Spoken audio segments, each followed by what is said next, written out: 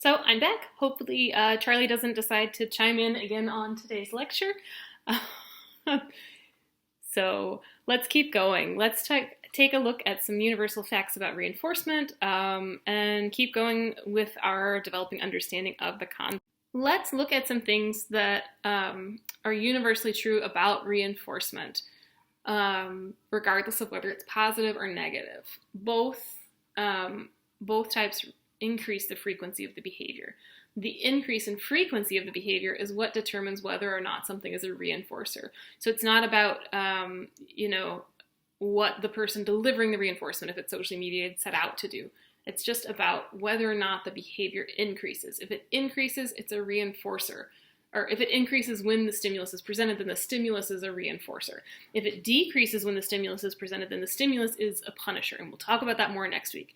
Sometimes it's not entirely clear if it's a case of positive or negative reinforcement. So, for example, if you were hungry and I was trying to reinforce quiz completion and I gave you a cheeseburger, assuming that cheeseburgers were something that you ate, and assuming that your rate of quiz completion increased when I'm present with a bag of cheeseburgers, then presenting you with a cheeseburger might be a positive reinforcer. It might be an instance of positive reinforcement, but you're hungry, so the cheeseburger eliminates hunger. So you could argue that it's also a sort of negative reinforcement, although you could say that the eating of the cheeseburger is actually what provides the negative reinforcement. So it's a topic of debate. It's not something we're going to get into super heavy in this class, but stick around for other classes, and I'm sure that you'll have an opportunity to learn more about that. So let's recap. Here it is presented in a different way in a nice table. I would suggest that you save this table once we get it filled out from your notes. You can download the PowerPoints of these notes. If you look right above the videos, they're available. Print them out, take notes, do whatever you need to do to remember this material. So if the frequency of behavior increases, it's reinforcement. If we're adding something, presenting something, it's reinforcement by stimulus addition. I don't expect you to write all that out. Positive reinforcement is fine. You'll see that abbreviation S with a superscript, plus, and R. That would be how you'd write it out in a very shorthand notation. You may see that in reading literature and textbooks in future behavior analysis classes that you're going to take. And then we have the removal of a stimulus. Then it's called it could be called reinforcement by stimulus subtraction. Don't expect you to write that out. It's also known as negative reinforcement and abbreviated with a minus instead of a plus there in the superscript. All right. So while we're talking about reinforcement, there is another type of distinction that you'll hear used in discussing it. So we have socially mediated reinforcement and punishment, and we have automatic reinforcement and punishment. So socially mediated means someone else is involved in the delivery. You're working with a kid, and every time they respond to the question, you give them an M&M. That presentation of an M&M is socially mediated because it's coming through another person, and it's positive because you're adding something to their environment.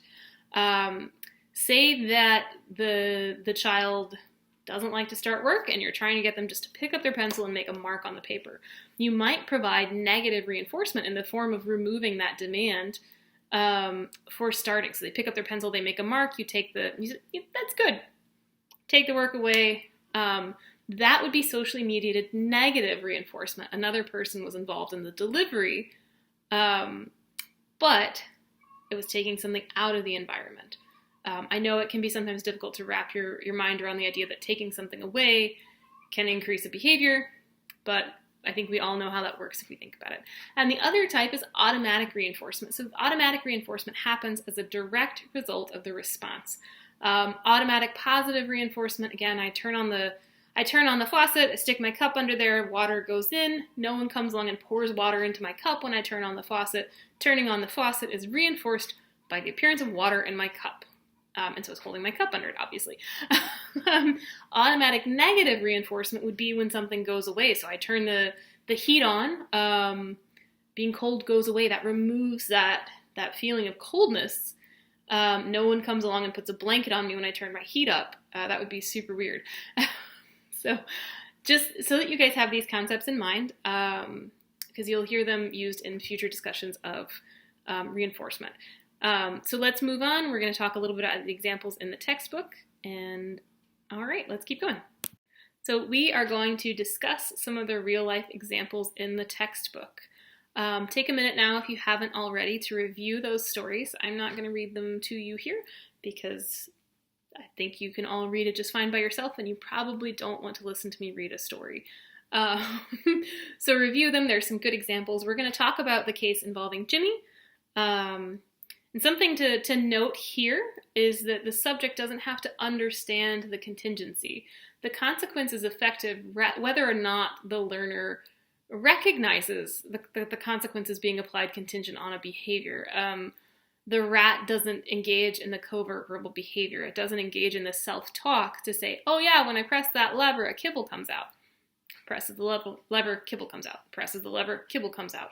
So then when the motivation is there to get kibble, it will press the lever without explicitly knowing, hey, when I'm hungry, I should press the lever, then I'm going to get a kibble. It's going to be amazing, unless I'm drastically underselling the rats here. But generally, with animals, we wouldn't expect they would understand that contingency. The same thing applies to a human. Sometimes this is how, we get superstitious behaviors or things that don't quite make sense in our behavioral repertoires, where we've gotten a contingency a little bit twisted. We did something else happened. That second event served to consequate the behavior, whether or not it was actually connected. And we'll talk more about superstitious behavior again. I think it's super fascinating how those things develop. All right, so let's move on. So a quick note about language then. There was a section in our book about an individual with autism. Typically, we use person-first language for most people who experience disabilities. So you'd be a person with a disability, a child with attention deficit disorder, or an individual who experiences blindness. However, language is a fluid thing and it changes with the time. And recently, autistic self-advocates have expressed a preference of being referred to as autistic people. So that is how I refer to autistic people during this course, and that's how they're referred to in our textbook. And the reason for that is that individual preferences, the preferences of individuals who experience something take precedence over typical linguistic conventions. In most settings, it's a way of being respectful of people and their desire to be able to tell you how they self-identify. And you can generalize that as far as you'd like. That's not what we're here for in this class. But please know that using autistic first is a bit of a divergence from typical person-first language that's used for talking about people with disabilities. Take a minute to review these questions about the story about Jimmy. What did Sue, the graduate teaching assistant in the story, do wrong? So Jimmy, if you'll remember at the start, he was crying, he was becoming upset, and Sue was stopping to comfort him. Well, she was inadvertently giving him escape from demands when she stopped to comfort that. And escape from demands was reinforcing for that behavior. The behavior was reinforced by the removal of those demands. So she was inadvertently providing negative reinforcement for the tantrum. This is a great example of good intentions, but poor practice. Sue wasn't doing anything deliberately wrong. Sue was teaching Jimmy. Sue wanted him to learn the skills. But she wasn't practicing within the tenets of behavior analysis. She wasn't applying our science well. And so then we can also think about what are the contingencies that are operating on Sue, right? Jimmy starts crying. Most people find the high-pitched screaming of a child aversive, and so they're also motivated to attain escape. So what Sue did with Jimmy also provided her with some escape from that crying. Jimmy got escape from his task, Sue got escape from the crying, but the challenging behavior increased. So what could Sue have done differently, and what did they do in the story? So in the story, they talked about differential reinforcement. Differential reinforcement is reinforcing a different behavior, a different magnitude of behavior, an incompatible behavior. You can also differentially reinforce low and high rates of a behavior. You can differentially reinforce the non-occurrence of a behavior. In this particular story, they were differentially reinforcing an alternate response, which was to ask, am I doing good work? So she was teaching a functionally equivalent behavior.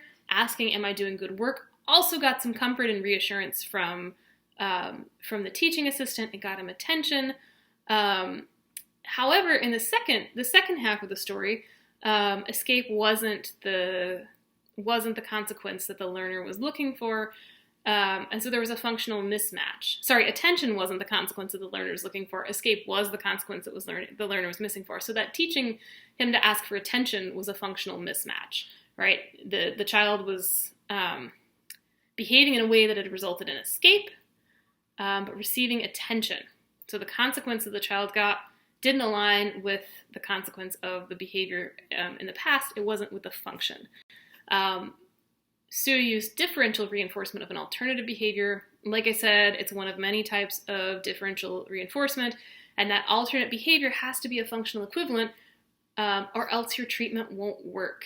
The child will not get their reinforcer, or the individual, it may not be a child, it may be an adult, won't get their reinforcer, and it won't contact the reinforcement. The alternate behavior won't increase. All right.